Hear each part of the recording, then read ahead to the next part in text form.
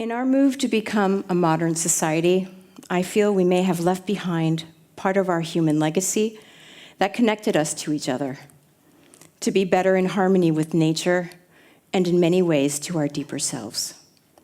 Our ancient rituals and rites, the rhythm of life that moved with the seasons, and our role as guardians of the resources around us.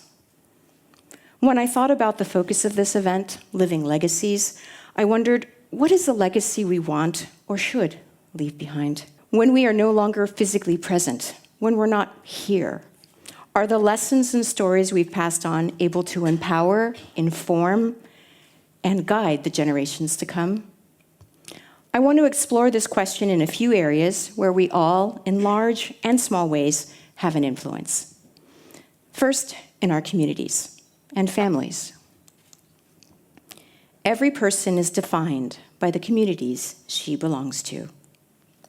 If you take a snapshot of the traditions, creative expressions, meaningful places, organizations, and institutions in your community, what stories do they tell you about the place, of that place?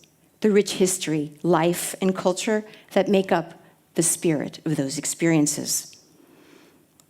As a newcomer to Grenoble, I decided to learn more about the place I would call home. I signed up for several tours given by the city and was struck by the myriad of stories, discovering along the way the people, the valley.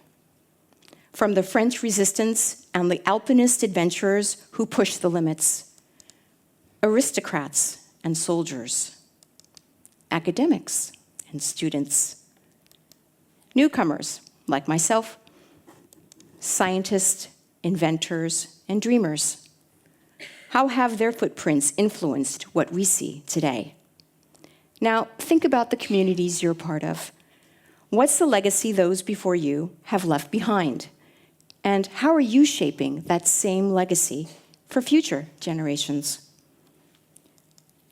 I'm defined by the legacies of my communities. To be resilient in the face of adversity. To measure your own worth by who you are and not by what you look like. To move between languages with ease and respect your elders. I learned that the act of lifting others around you, in turn, lifts yourself. And it's important to know the power of the words that you choose. Stories shared on the porch and stored in the furniture. Lessons transmitted in the sayings that you hear and the songs that you sing. And from the remarkable lives of my neighbors, friends, and families. The legacies of a community's experience and the challenges, triumphs, bravery, pain, elation, all of that shapes those who it touches. But at some point, it's your turn to enrich your community around you and leave your own footprints for others to follow. With every passing year, the memories fade, and it becomes the responsibility of the next generations to keep the stories, symbols, rituals, and values alive. Take a trip back in time with me. It's 1970, and in a New York Times article, Milton Friedman writes about the story, the social responsibilities of business. His view was that business is here to increase its profits, so long as it stays within the rules of the game, which is to say, engages in open and free competition without deception or fraud. In other words, the business of business is business. Friedman's view on monetary economics continued to dominate the last quarter of the 20th century, and those views remain a critical driver of economic policy in many countries around the world. But something is in the air. Something is changing. I was inspired to shift my professional career towards the nonprofit world after realizing that for me, making a difference, having a direct connection to the community around me was really important. I wanted to work somewhere where purpose was the business, to make a positive impact on people, community, and in the end, society. For thousands of organizations, large and small, global and local, the objective isn't to make money just because. but as a means to an end. It seems that the for-profit world has begun to embrace some of this ethos. Corporate social responsibility has taken a place of importance, reimagining what companies exist and why they do what they do, and rethinking what impact they should have. B corporations, those who align with the economy for common good, or the consciousness economy, or the social and solidarity economy, all are reshaping what it means to be in business. The United Nations Sustainable Development Goals have challenged us all to consider our individual and collective actions, as well as the impact that corporations make every day. I feel that in whatever industry, telecommunications, energy, banking, or any other, there exist opportunities to leverage capital and expertise to make a difference. A company or organization's legacy should no longer be measured solely by the value of their shares, but by how they treat and value their internal and external stakeholders.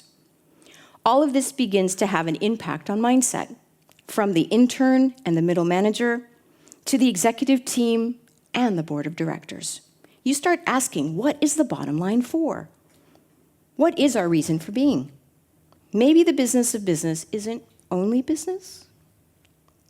As an instructor and consultant, I see organizations as purposeful living systems. And whether in the classroom or the boardroom, I seek to inspire current and future leaders to connect with purpose and create results that not only improve the effectiveness of their organizations, but also contribute to the quality of their communities. They may forget what you said, but they will never forget how you made them feel.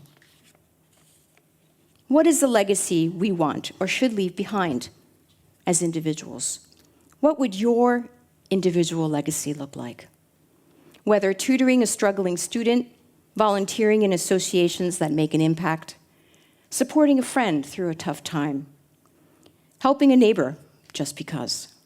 Every random act of kindness with intention, the willingness to lift up others, deciding to act and not just watch, has the ability to begin your ripples of influence.